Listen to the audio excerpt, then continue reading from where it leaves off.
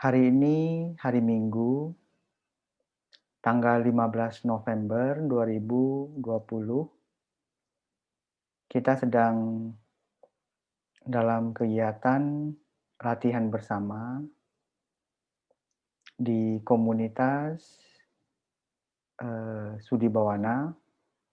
Tapi karena zaman sekarang sudah menembus batas, ya sebagai panitianya, para teman-teman dari komunitas Sudi Bawana, tapi yang ikut ya dari mana-mana. Lalu malam ini sebetulnya adalah tugasnya Bante Nyanayasa, tapi beliau lagi ada, eee, halangan, ada, urusan, jadi saya untuk sementara menggantikan beliau, apa ya, untuk sementara sajalah ya menggantikan, dan saya, berharap Anda tadi sudah melalui meditasi duduk selama 20 menit ya ada ya. Semoga 20 menit tadi bisa memberikan kelegaan, ketenangan ya, relaksasi. Kemudian saya juga berharap Anda bisa lebih konsentrasi mendengarkan. Jangan ngantuk ya. Kalau ngantuk nanti boleh tepok-tepok ya, biar segar lagi. Lalu malam ini saya, melanjutkan sharing dari Bante Nyanayasa. Topik malam ini adalah, mmm, judulnya sudah saya, eee siapkan ya.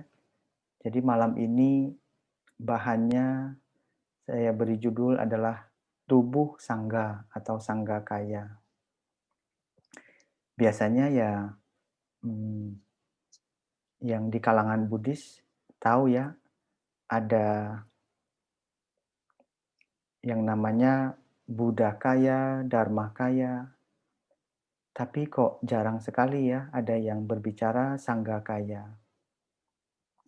Kalau di dalam Buddhis, barangkali kita perlu melengkapkan kaya ini. Kaya itu artinya tubuh ya, tubuh sangga. Kalau Buddha kaya adalah tubuh Buddha ya, cara menjelaskannya juga banyak.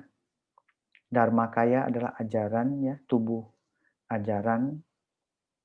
Lalu sangga kaya ini adalah tubuh dari komunitas. Nah, barangkali saya ingin, mmm, cerita sedikit lah ya tentang sangga kaya ini. Dan sangga kaya ini, apa sih, pentingnya bagi komunitas, apa pentingnya bagi kehidupan kita gitu kan. Barangkali, Anda yang pernah mendengarkan kisah-kisah tentang Buddha ya, Anda pasti pernah mendengar, Siddhartha pernah betapa cukup lama di hutan, lalu setelah mencapai yang disebut sebagai pencerahan, hal pertama yang beliau pikirkan adalah bagaimana mewartakan hasil yang dia temukan, hal-hal yang dia temukan. Berarti dia perlu orang yang mendengar ya.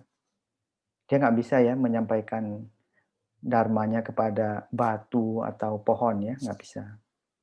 Jadi beliau teringat ada 5 orang teman yang bersama-sama beliau, betapa ya, menyiksa diri cukup lama.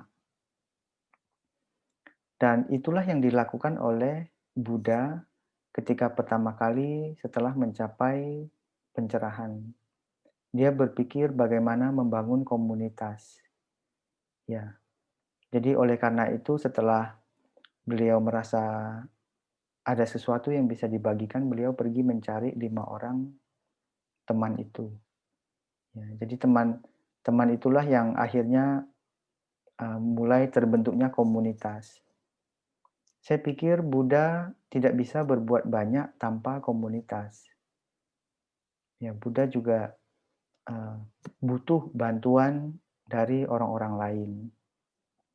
Jadi dengan membangun komunitas, kerjaan ya, tugas mulia menyebarkan, mmm, kebijaksanaan yang beliau capai ini akan lebih efektif. Iya. Jadi itu yang saya pikir bahwa Buddha sendiri juga membangun komunitas. Dan Buddha ini cukup hebat ya, karena dalam waktu singkat dia sudah bisa membangun komunitasnya menjadi sangat besar. Iya, dalam kurun waktu berapa tahun, muridnya itu sudah mencapai ribuan. Dan banyak orang tuh begitu terinspirasi dari cara pandang, cara praktik ya, dan, banyak hal yang diajarkan menyentuh hati banyak orang sehingga dia mau ikut. Lalu, mmm, selain itu ya, selain, eee, membangun komunitas, sebetulnya ada suatu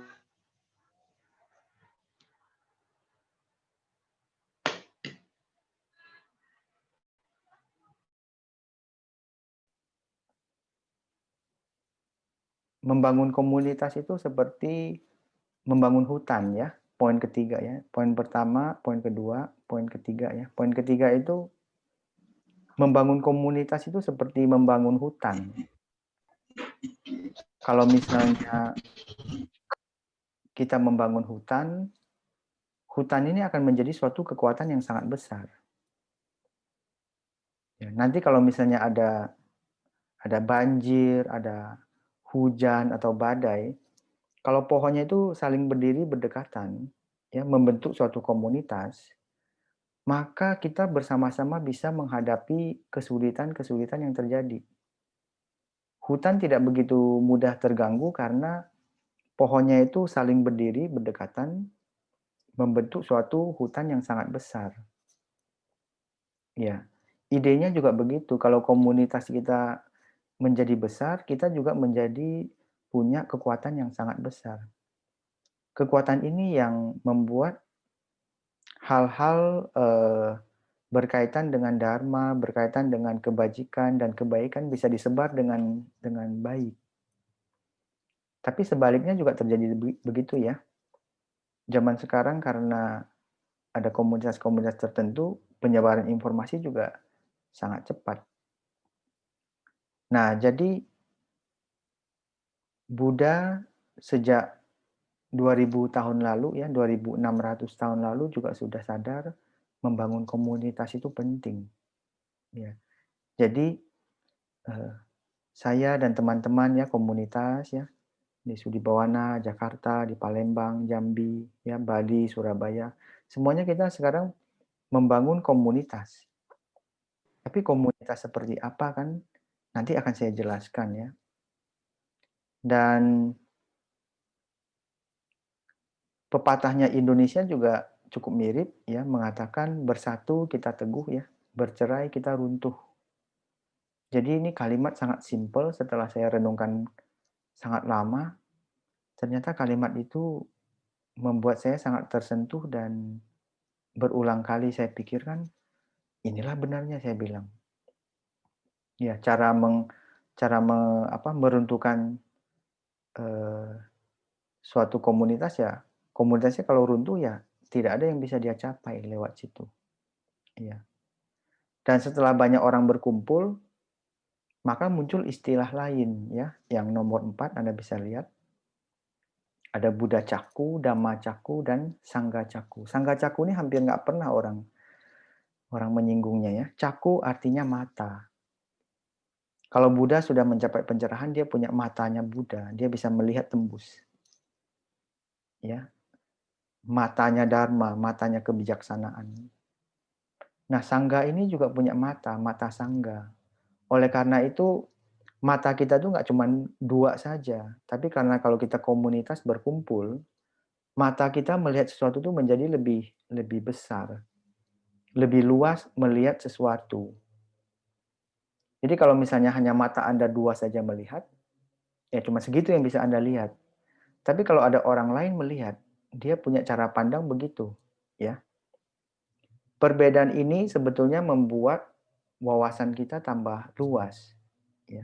Cuman kalau Anda kurang pintar, akhirnya perbedaan cara melihat itu Anda kadang-kadang melihat itu sebagai suatu, halangan, ya. Jadi cara kita melihat itu juga bisa saling berbagi, ya, berbagi cara melihat, ya. Lalu sekarang kita bicara sanggakaya, berbicara komunitas. Lalu di dalam tradisi Pelampiris ada 2 hal paling penting dalam membangun komunitas. Hmm. Dan apa 2 hal tersebut yang sangat esensial dalam membangun komunitas? Ya, sangga adalah komunitas atau penyangga, ya. Jadi Anda bisa nyangga, ya. Jadi biar Anda tidak jatuh gitu kan.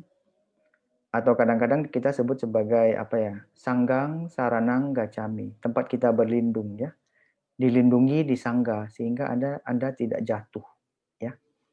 Jadi sangga itu sebetulnya artinya komunitas, ya, atau penyangga yang mempraktikkan pertama hidup berkesadaran atau mindfulness. Ya, dalam bahasa Palinya sati, ya. Kalau orang Jawa bilangnya eling, ya. Jadi elemen pertama dia komunitas berlatih hidup berkesadaran. Yang kedua adalah keharmonisan. Jadi Buddha sendiri mendapatkan formula ini bahwa yang pertama adalah kita harus mempraktikkan mindfulness atau hidup berkesadaran. Yang kedua, kita harus hidup harmonis.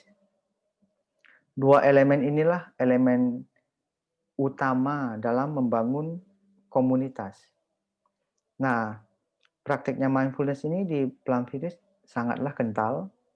Kita bahkan menggunakan semua kondisi, semua alat, semua hal yang ada dijadikan cara untuk berlatih mindfulness. Contoh, ya, duduk bisa menjadi kekuatan membangkitkan mindfulness, ya. Contohnya tadi Vini tadi ya ada memandu, napas masuk saya sadar, ya, napas keluar saya sadar. Nah, itu namanya mindfulness terhadap napas, ya. Dan kita bisa mengapresiasi, oh saya masih bisa bernapas. Napas saya masih lancar, ya. Jadi ada suatu keberuntungan yang sangat besar yang kita sadari. Jadi kekuatan kesadaran ini adalah elemen dasar yang penting buat kehidupan manusia. Tadi ada juga saya dengar tersenyum gitu kan. Nah, tersenyum juga bisa menjadi suatu praktek mindfulness, ya. Jadi semua kehidupan kita bisa menjadi praktek mindfulness. Kalau Anda pernah ikut, ya, ikut Day of Mindfulness atau ikut retreat, Anda pasti segar kembali, ya, ingat, oh dulu pernah ada meditasi makan, meditasi jalan, bahkan meditasi baring, ya. Atau kadang-kadang orang bilang meditasi tidur, ya. Ya, bahasa kerennya meditasi tidur, ya.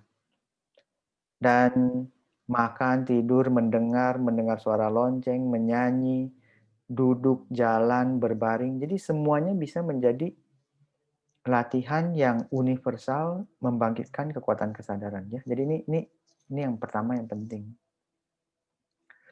Lalu yang kedua tentang keharmonisan. Nah, Buddha juga sudah mengajarkan bagaimana hidup harmonis. Ya, nanti sudah saya siapkan, ya, apa yang perlu kita lakukan, ya, lebih konkret, ya, tentang keharmonisan. Namun saya mau bicara sedikit lebih panjang, ya, tentang organisasi Buddhis, ya. Saya tuh banyak melihat ketika saya tahu kalau misalnya suatu komunitas semakin banyak orang, sifatnya juga macam-macam. Ya, ada orang yang bergabung ke komunitas tertentu atau organisasi tertentu dengan semangat ingin membantu, ya, memajukan organisasi tersebut. Tapi karena jika dia tidak melandasi niat baiknya untuk membantu organisasi, itu justru mencelakakan dirinya sendiri. Apalagi dia tidak berlatih spiritual, tidak latih meditasi atau mindfulness ya. Ujung-ujungnya adalah yang terjadi adalah trauma organisasi Buddhis. Mungkin tidak hanya organisasi Buddhis saja ya, barangkali ada organisasi sosial yang lain. Iya. Atau kadang-kadang orang bilang BSH, barisan sakit hati. Ya dia ikut ke wihara mana atau cetia apa, ikut organisasi apa. Ya. Lalu kalau dia tidak harmonis, ya dia bentrok. Dia apa ya? Banyak cekcok jadinya, banyak apa ya? Tidak bisa harmonis dengan teman-teman. Jadi kalau kita mau bangun komunitas ya sudah wajib ya untuk membangun keharmonisan agar kita ini tidak menciptakan banyak orang yang trauma sama organisasi sosial atau Buddhis atau tidak menciptakan barisan sakit hati yang banyak gitu ya. Jadi kasihan orang-orang berpotensi tapi kita tidak membekali mereka dengan kekuatan latihan. Akhirnya dia datang ke organisasi sosial atau Buddhis hanya untuk melukai dirinya sendiri atau melukai orang lain. Ya. Jadi kekuatan mindfulness latihan sangatlah penting. Nah, ketika kita berbicara sangga, sebetulnya kita juga bicara Arya Sangga sama non Arya ya. Ya, kita-kita ini yang belum mencapai tingkat kesucian apa yang barangkali golongan non Arya ya. Arya Sangga ya kalau dalam Buddhis ada pencapaian spiritual-spiritual tertentu ya. Kalau dalam tradisi Pelampiras kita mendefinisikan 4 ya. 2 lah ya, 2. Ya, ada 4 lapis sangga tapi terdiri dari 2 golongan ya. Golongan pertama namanya yang monastik. Monastik itu ada biksu dan biksuni ya. Kalau Pelampiras sebutnya brother sama sister ya. Ya. Dan yang selanjutnya praktisi awam ya, upasaka dan upasika. Upasaka-upasika itu ya mereka yang sudah menerima Pancasila Buddhis ya. Kalau dalam Pelampiras namanya 5 latihan sadar penuh ya. Jadi itu sebagai apa ya, kelompok-kelompok ya. Jadi 4 kelompok ini, 4 lapis ini sebetulnya saling bekerja sama ya untuk membentuk tubuh sangga. Ya, nggak bisa saya berpisah sendiri, saya tidak bisa hidup sendiri. Saya tergantung pada Anda. Ya, Anda tergantung pada saya. Jadi saling saling membutuhkan, saling terkait gitu. Ya nggak bisa saya hanya bilang, oh saya mau hidup sendiri aja, jangan ganggu saya, nggak bisa. Ya. Jadi 4 lapis ini ya menunjukkan bahwa kita ini satu kesatuan dalam sangga ya. Walaupun di Indonesia kadang-kadang sangga ini menjadi lebih sempit yaitu nomor 1 aja ya, yang monastik saja. Sangga kadang-kadang dianggap sebagai para biku-bikuni aja ya atau biksu-biksuni. Suhu, bante gitu-gitu kan. Itu benar, tapi tidak sepenuhnya benar ya. Karena maknanya jadi sempit. Jadi kalau sangga itu adalah maknanya luas, dia adalah komunitas ya yang tadi saya bilang komunitas yang mempraktikkan hidup berkesadaran dan keharmonisan. Ya, 2 elemen penting ini. Ya, jadi bukan di sangga ini bukan dilihat dari apakah dia gundul atau gondrong ya. Itu tidak ada kaitannya ya. Jadi mau gundul atau gondrong ya sama-sama bisa jadi sangga. Ya, sangga yang disebut oleh Buddha sebagai mereka yang berlatih hidup berkesadaran, mindfulness, dan keharmonisan. Ya. Lalu kita juga berbicara tentang 3 perlindungan ya. Kita berlindung kepada Buddha, kepada Dharma, dan kepada Sangha. Ya. Nah, cara berlindung ini sebetulnya ada berlindung dari dalam dan berlindung dari luar. Ya. Nah, sekarang kalau dalam agama Buddha sih agak jelas ya. Apalagi Mahayana dia menyebutkan bahwa semua orang tuh punya benih Buddha. Jadi dalam diri kita itu ada Buddha juga, Buddha kecil kali ya, yang belum berkembang. Tapi kalau kita latih terus, ya, latih hidup berkesadaran, Buddha ini akan terus berkembang, gitu. Jadi ada Buddha dalam diri kita. Tapi juga ada Buddha di luar, ya. Buddha di luar contohnya ya apa? Buddha Sakyamuni. Ya, jadi kita berlindung dengan Buddha yang di luar, juga Buddha yang di dalam. Dharma juga demikian ya. Ada Dharma mungkin kitab suci dan sebagainya ya. Itu juga Dharma. Ya. Tapi ada juga Dharma dalam diri kita. Kalau kita mempraktikkan ajaran dari Buddha, mempraktikkan Dharma, kita tuh menjadi manifestasi Dharma sesungguhnya. Ya, Dharma yang hidup saya bilang ya. Bukan Dharma yang mati ya. Kalau buku, kitab suci kan itu Dharma yang mati sebetulnya. Biar Dharma ini bisa hidup, ya kita mempraktikannya sehingga dia menjadi Dharma yang hidup. Ya. Lalu Sangha juga demikian.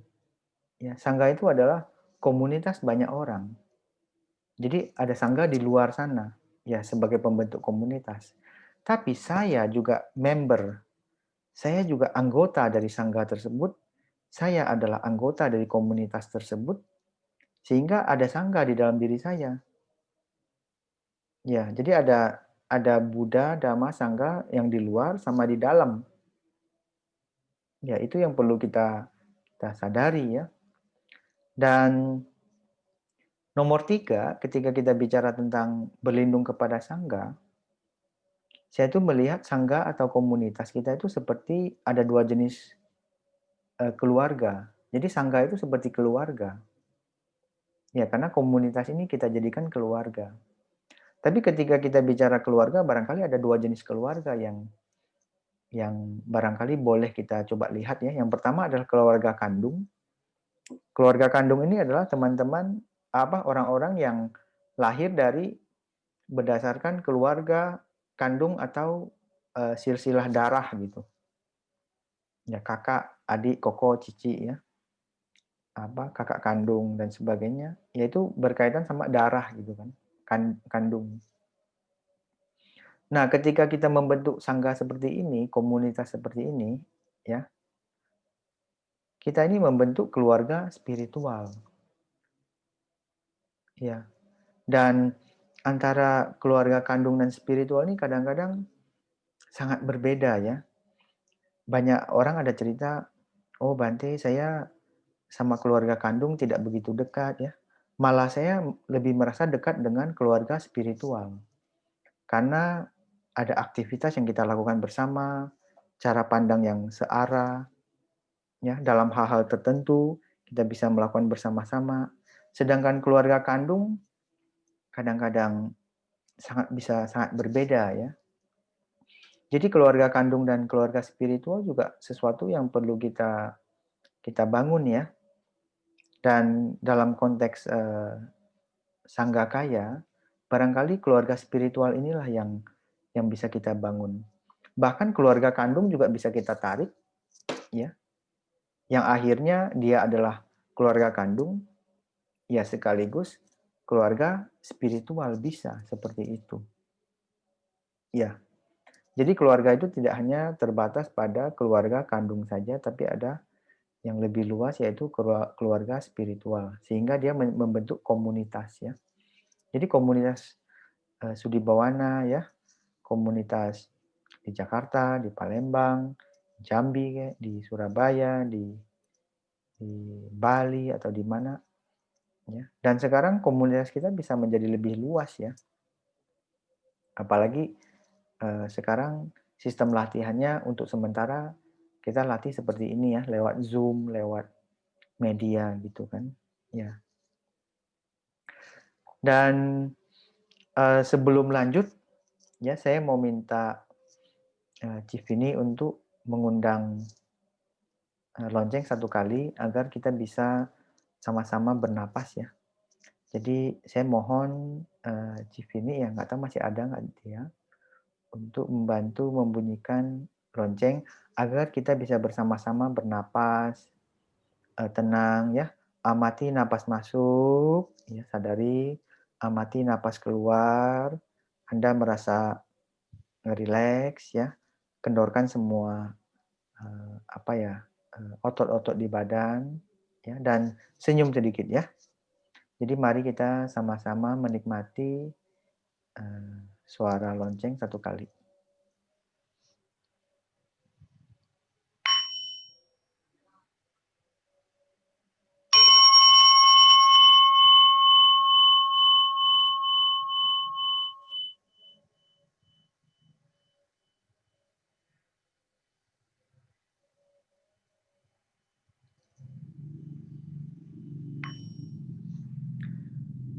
Baik, terima kasih ya sudah mengundang suara lonceng satu kali. Dan di Plum Village ini kita banyak sekali berlatih dengan lonceng ya. Jadi lonceng ini sebagai suatu pengingat. Ya zaman sekarang Anda bisa mempraktikkan ini dengan lebih banyak lagi boleh ya kalau mau. Contohnya sekarang di handphone ya, Anda bisa download ada aplikasi Plum Village gitu ya. Apakah di iPhone atau di Android phone ya. Ini ada aplikasi yang bisa Anda pakai ya. Cuman ketika Anda pakai Anda harus lebih pintar gitu ya. Karena ada orang yang nggak ngerti gitu kan. Teman-teman atau siapa ya tiba-tiba ting terus Anda berhenti atau apa gitu kan. Nanti orang lain bisa apa ya, kikuk atau kagok gitu. Ini orang kenapa sih dengar bunyi lonceng dia tiba-tiba jadi patung gitu kan. Ya. Jadi Anda harus pintar gitu ya kalau mau latihan. Dan ya lihat-lihat sekeliling lah ya. Kita latihan jangan sampai mengganggu orang lain ya. Jadi ini namanya pintar atau berupaya tidak membuat ketidaknyamanan buat orang lain ya. Cara yang paling baik ya sadari napas masuk, sadari napas keluar ya, nggak ada orang tahu. Ya, jadi kita tuh perlu berlatih. Kalau bisa orang nggak tahu kita sedang berlatih. Ya, karena latihan kita itu bukan untuk pamer, tapi untuk meningkatkan kekuatan spiritual, kekuatan kejernihan pikiran dan kebijaksanaan, dan meningkatkan kekuatan kesadaran. Itu kan tujuan paling utamanya. Bukan kasih tahu, oh saya latihan loh, saya meditasi gitu kan. Ya, bukan itu tujuan kita ya. Lalu nah seperti malam ini ya cukup banyak teman-teman yang hadir ya. Saya sangat berterima kasih kepada teman-teman panitia ya, bikin latihan yang sederhana seperti ini ya. Jadi ini latihan malam ini sebetulnya adalah salah satu cara kita bersama-sama membangun sangga, membangun komunitas dengan cara memberikan energi lewat kehadiran. Anda hadir saja dalam sesi Zoom ini, saya sudah bisa merasakan energi kehadiran Anda gitu. Walaupun tidak semuanya buka video, tidak apa-apa. Ya, tapi saya tahu Anda ada di sana. Saya tahu Anda mendengar. Saya tahu Anda memperhatikan. Jadi saya bisa merasakan ya. Karena mata saya memberitahu bahwa ada yang hadir nih ya.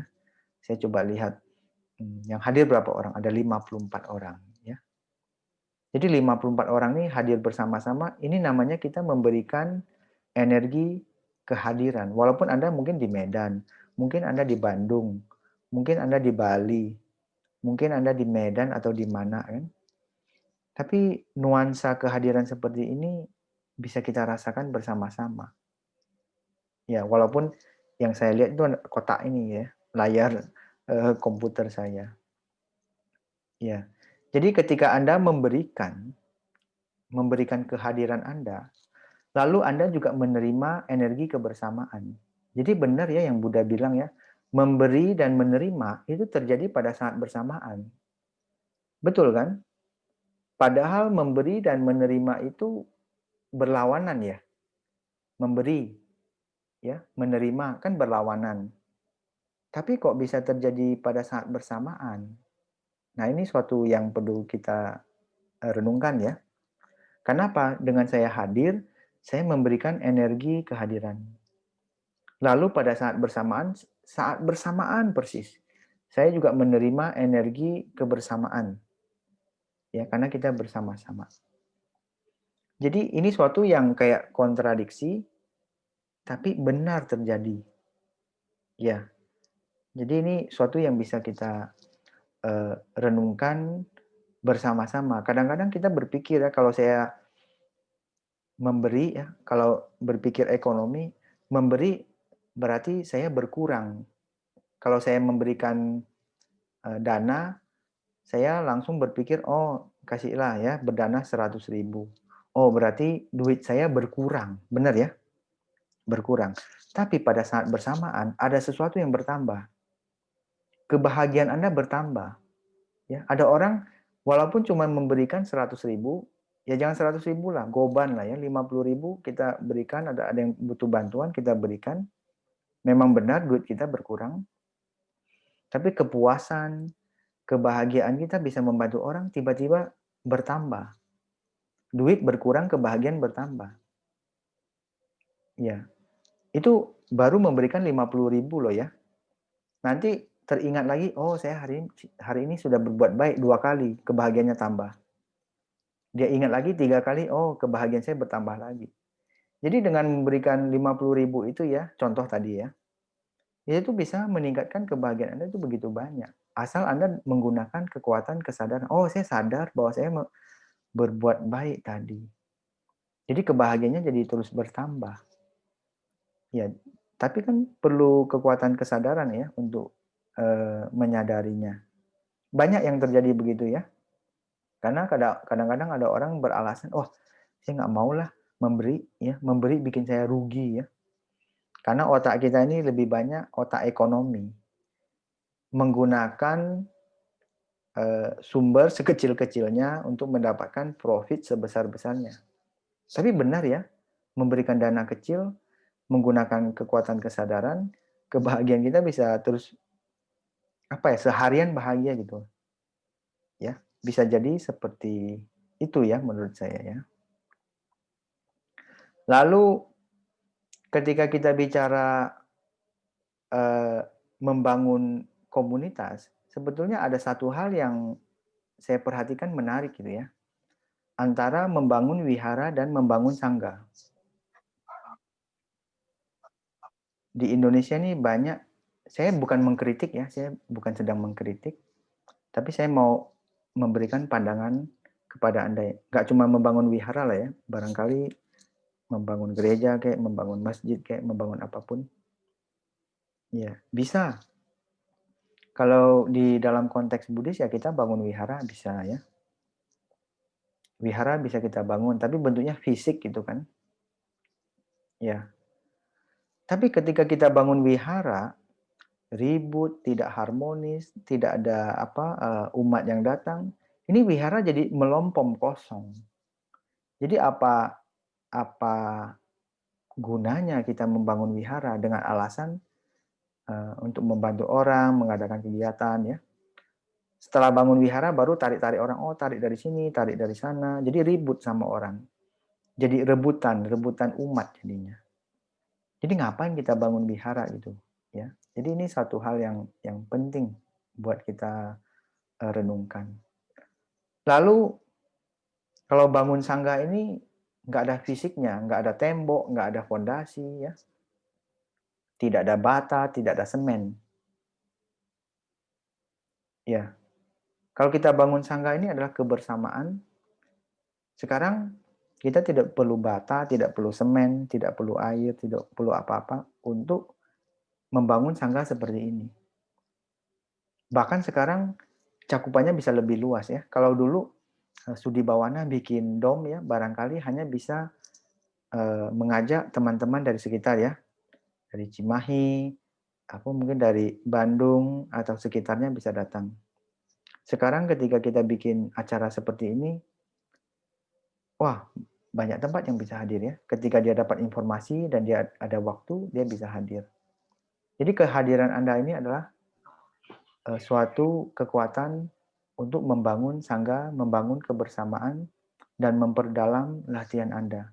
Jadi ini layak menurut saya. Ya, layak bangunan seperti ini ya. Walaupun tidak ada fisiknya gitu kan. tapi ada sesuatu yang membekas yang akan lama di dalam diri Anda. Ya. Lalu saya ingin merefleksikan tentang kenapa penting berada dalam komunitas. Ya, jadi ada suatu suatu apa ya pepatah ya mengatakan ketika harimau meninggalkan hutan.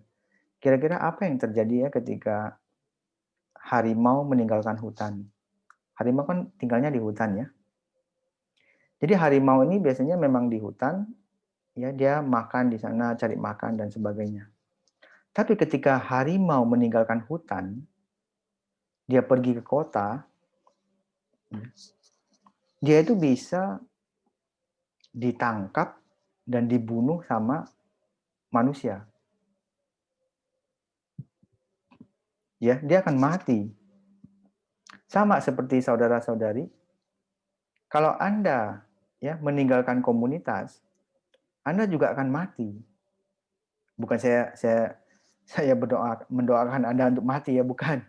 Bukan. Maksudnya secara latihan ya Anda akan segera meninggalkan latihan-latihannya. Jadi ketika harimau meninggalkan hutan, dia akan ditangkap dan dibunuh. Ketika manusia meninggalkan komunitasnya, dia akan secepat itu juga ya melepaskan latihannya. Jadi berlindung dalam komunitas itu menurut saya sangat penting sekali. Nah, komunitas yang seperti apa? Itu tadi yang dua tadi.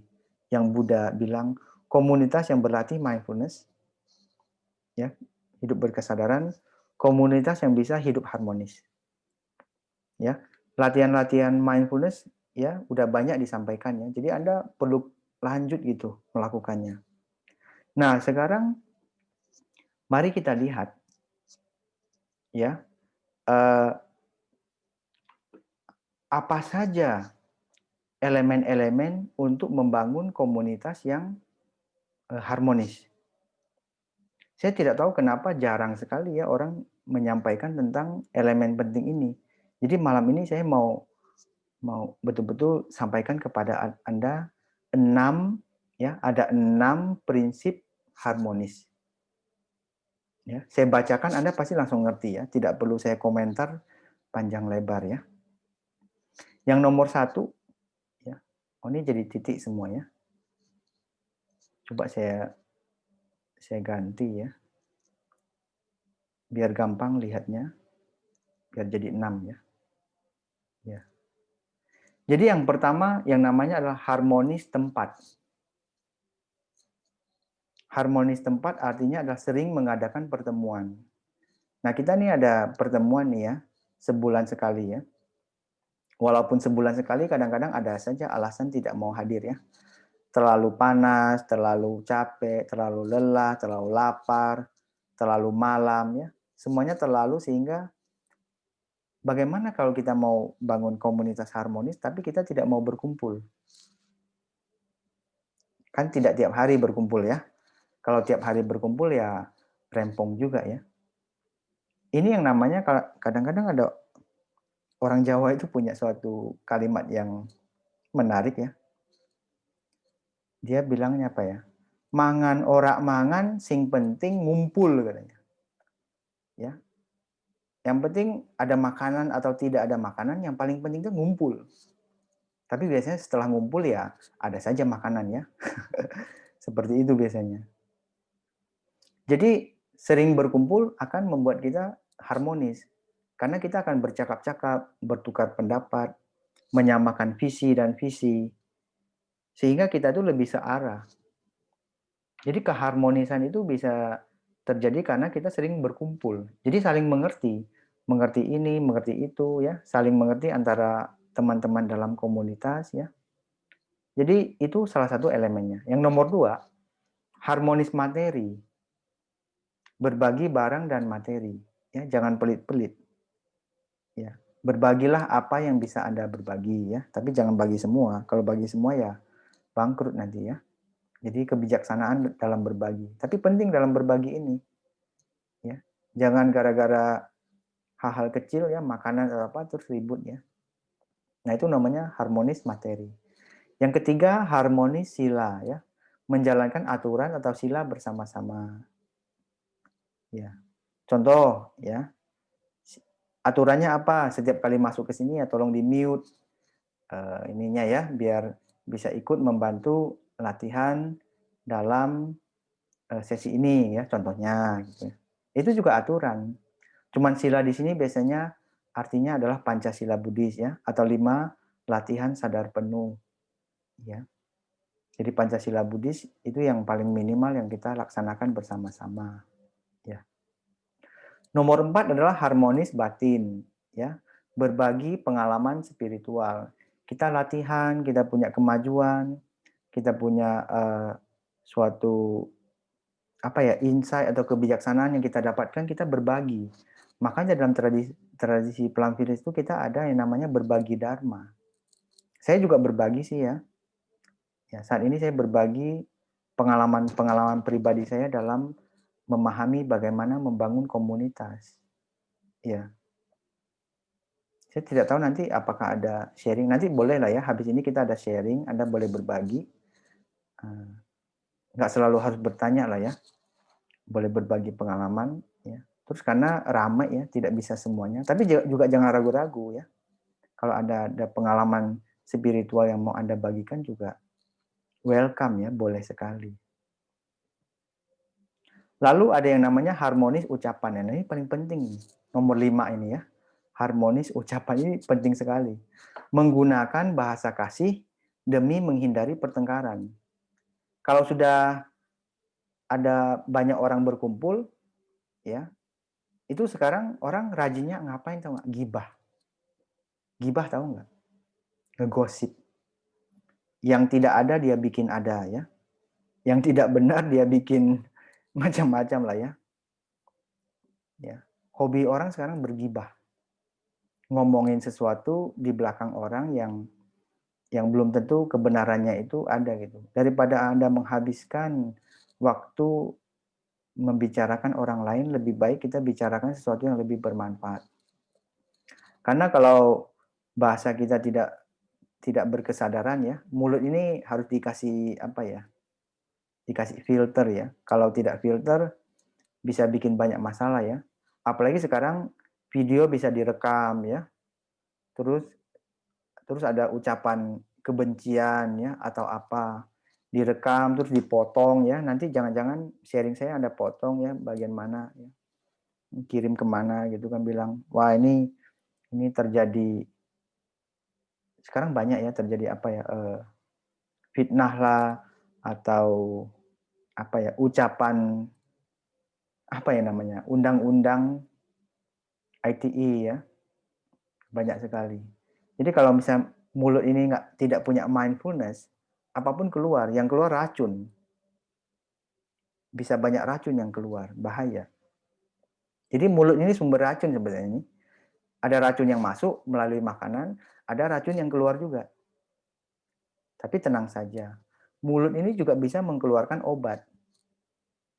Ya, bahasa-bahasa kasih membuat orang menjadi lebih nyaman, lebih tenang, ya, tidak memprovokasi, ya, tidak menggunakan bahasa-bahasa yang yang apa ya, bersifat menjelek-jelekkan orang lain, ya. Kalau dalam pelampiran itu sila yang keempat, ya, yaitu berbicara dengan penuh kasih dan mendengar secara mendalam, ya. Dan yang nomor 6 harmonis pandangan, ya, menggabungkan ide dan gagasan menjadi satu. Kalau bahasa kerennya di Indonesia, ya, dalam Pancasila, ya, itu namanya musyawarah mufakat. Jangan mau menang sendiri saja, ya. Karena di dalam komunitas kan banyak orang boleh sumbang ide ya. Ide-idenya kita gabung-gabungkan, lalu kita lihat bagaimana mengakomodasi semua ide dan gagasan tersebut agar kita bisa melakukan sesuatu secara bersama-sama. Tapi ada orang ini egois. Dia selalu merasa ide atau gagasan dia yang paling baik. Jadi dia memaksakan. Itu yang bikin organisasi itu retak dan ribut. Apalagi dia punya kekuasaan, punya kekayaan ya. punya pengaruh ya. Jadi dia menggunakan kekuasaan, kekayaannya dia, pakai duit, pakai kekuasaan untuk mempengaruhi orang lain. Dan semua orang nanti tidak senang. Ya, jadi bisa jadi ribut, tidak harmonis jadinya. Ya, jadi musyawarah mufakat ya justru dalam agama Buddha juga sudah disampaikan sejak lama gitu ya. Menarik ya. Jadi 6 ini kalau bisa kita praktikkan baik-baik, saya pikir kita bisa menciptakan suatu komunitas yang lebih harmonis. Ya. Walaupun kita menerapkan 6 ini dengan baik, pertengkaran selalu ada. Nggak mungkin bisa dihindari. Tapi kita bisa meminimalkan pertengkaran itu. Menghilangkan pertengkaran itu tidak mungkin, tapi membuat dia menjadi minimal dan tidak parah dan tidak membuat komunitas pecah, itu bisa kita lakukan lewat ini. Tujuan kita kan seperti itu. Ya. Jadi ini suatu hal yang menurut saya sangat penting yang perlu kita perhatikan. Jadi dua poin tersebut ya, poin tentang latihan mindfulness dan poin keharmonisan adalah dua elemen sangat penting dalam membangun tubuh sangga, membangun komunitas. Ya, jadi dua elemen ini dianggap sebagai elemen sangat penting. Ya. Lalu di dalam komunitas itu ada saja orang-orang yang sulit kita hadapi ya. Ada dalam komunitas itu ada orang yang diajak bicara enak ya, diajak sharing juga enak ya. Tapi ada aja yang namanya sifat manusia itu kadang-kadang sangat susah didekati gitu. Bicara sedikit dia suka ketus ya. Ada kan orang, jadi bagaimana menghadapi orang-orang seperti ini? Nah, saya mau kasih cerita penutup lah ya. Ada suatu cerita di zaman dahulu, kisah Casey namanya ya. Casey ini adalah pelatih kuda. Ya. Jadi dia suatu hari Casey ini datang bertemu dengan ini cerita dalam sutta ya. Cerita dalam kitab suci. Casey ini datang memberi hormat kepada Buddha. Ya. Buddha ini kan dianggap orang bijaksana, jadi banyak orang yang datang berkunjung ke beliau. Ya, Casey ini memberi hormat, ya, bincang-bincang dengan Buddha. Lalu Buddha tanya, wahai Casey, bolehkah saya tahu profesi Anda apa? Ya, Casey menjawab, oh yang mulia, profesi saya adalah pelatih kuda. Oh, pelatih kuda. Buddha jadi tertarik. Buddha ingin tahu bagaimana Casey melatih kudanya. Jadi Buddha tanya, oh kalau begitu Casey, bolehkah Anda kasih tahu saya bagaimana Anda melatih kuda Anda gitu. Lalu Casey bilang, oh kalau saya sebagai pelatih kuda ada caranya. Ya. Kalau saya melatih kuda, ada kuda yang lembut, ya, saya belai-belai, ya, saya latih, dia mau dengar. Ya. Itu untuk kuda yang gampang dilatih. Ya, dikasih makan, dikasih kata-kata baik, dibelai-belai ya. Kudanya bisa nurut, bisa dilatih ya. Ada kuda jenis kedua. Ya, kuda yang sedikit lebih susah gitu ya. Ya, kuda yang lebih susah ini kadang-kadang harus dipecut, disebat. Ya, pakai cemeti atau pakai rotan atau apa disebat ya. Sehingga kuda ini bisa nurut sesuai dengan pelatihan yang dia berikan. Ada kuda jenis ketiga. Jenis kuda ketiga ini adalah gabungan dari yang lembut dan yang keras. Ya, jadi ada kuda-kuda tertentu harus pakai cara gabungan. Harus digabung dengan cara lembut sama cara keras. Ya, jadi 3 jenis kuda. Lalu Buddha bertanya, wahai Casey, bagaimana kalau misalnya cara pertama, cara kedua, dan cara ketiga tidak berhasil? Apa yang Anda lakukan? Casey bilang, kalau cara pertama tidak berhasil, cara kedua tidak berhasil, cara ketiga tidak berhasil, saya bunuh itu kuda katanya. Lalu Buddha bilang, loh, kenapa dibunuh? Iya Buddha katanya. Kuda seperti itu, udah cara pertama nggak bisa, cara kedua nggak bisa, cara ketiga juga tidak bisa. Itu berarti kuda yang nggak bisa dilatih. Lebih baik saya bunuh ya daripada dia merusak kuda lain. Kalau bahasa Indonesia namanya gara-gara nila setitik merusak susu sebelanga. Ya. Jadi daripada kuda itu memberi efek kepada kuda lain, lebih baik dia bunuh gitu. Lalu gantian ini. Setelah Buddha mewawancara Kesi, ya gantian Kesi bertanya kepada Buddha, "Wahai Buddha, saya tahu Anda juga punya banyak murid. Murid Anda kan banyak. Bagaimana Anda melatih murid-murid Anda?" Wah, gantian Buddha yang jawab. "Oh, begini. Murid saya kan banyak. Saya harus melatih mereka untuk meditasi, berbuat baik, ya macam-macam ya. Ada murid-murid yang ketika dilatih, ya dia cukup diberikan kata-kata dorongan, kata-kata baik, ya nasihat-nasihat, lalu dia nurut dan berlatih dengan rajin. Murid pertama. Ada murid kedua agak bandel. Walaupun dia mau berlatih, kadang-kadang tuh suka malas. Nah, kadang-kadang itu mereka juga harus dicambuk, harus dikasih hukuman. Ya, murid jenis kedua ya. Murid jenis ketiga itu harus campuran. Kadang-kadang harus diberi dukungan, kata-kata baik, ya, diberi sokongan ya. Jadi dia mau berlatih atau dicampur dengan cara yang agak keras ya, dicambuk atau dihukum gitu. Perlu. Ya, Buddha bilang kan ada 3 jenis juga ini murid saya katanya. Lalu Casey juga penasaran. Loh, Buddha, bagaimana kalau cara pertama, cara kedua dan cara ketiga tidak berhasil gitu? Apa yang akan Buddha lakukan? Ya, Buddha langsung jawab, "Oh, kalau cara 1, 2, 3 tidak berhasil, saya bunuh juga itu murid," katanya. Langsung kaget itu pelatih kuda. Ya, bagaimana Buddha penuh cinta kasih membunuh murid? Kan tidak boleh. Oh, Buddha bilang, bukan membunuh nyawanya. Maksudnya adalah itu murid untuk sementara belum bisa kita latih. Ya. Kita suruh pulang dulu lah ke rumahnya ya. Anda pulang dulu lah ya. Tidak usah jadi biku atau bikuni duluan. Ya, untuk sementara Anda belum bisa dilatih, jadi suruh pulang. Jadi kalau ketika dia disuruh pulang itu artinya ya dia mati. Mati dalam konteks sebagai biku atau bikuni. Ya. Jadi dia dikembalikan juga. Jadi memang kadang-kadang di komunitas kita itu ada orang-orang yang kuda jenis keempat lah ya. Atau murid jenis keempat ini kadang-kadang agak susah ditolong lagi. Daripada dia merusak komunitas ya memang ada baiknya kita bukain pintu minta silakanlah ya silakan keluar gitu daripada menciptakan banyak masalah ya. Itu bukan berarti Buddha kejam. Ya, ada orang protes, ini Buddha kejam sekali. Ya, kenapa itu murid tidak dilatih ya?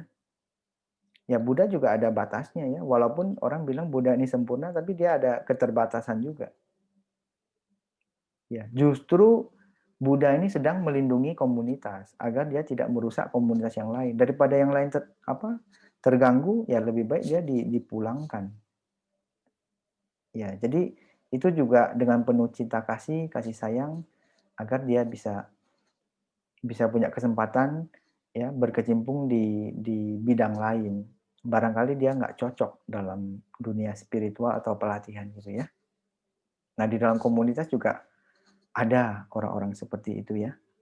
Tapi ya harus kita sampaikan baik-baik lah ya, jangan sampai menciptakan kerusuhan gitu ya.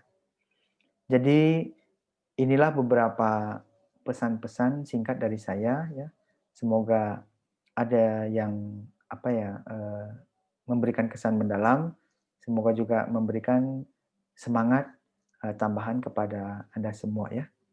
Jadi terima kasih atas perhatian Anda semua dan mari kita sama-sama sekali lagi mendengarkan suara lonceng ya. Mari kita bernapas bersama-sama dan saya minta Chief ini untuk mengundang lonceng satu kali ya, sebelum saya kembalikan kepada host.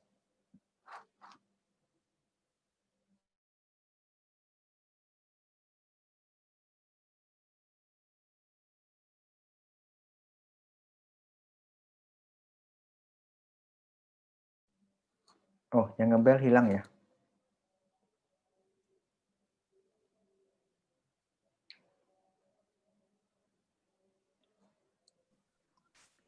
CV ini masih ada? Kalau ada, boleh bantu mengundang bel. Baik, silahkan ya.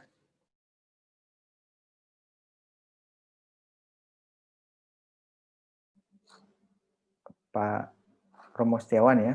Atau siapa ya? Silahkan.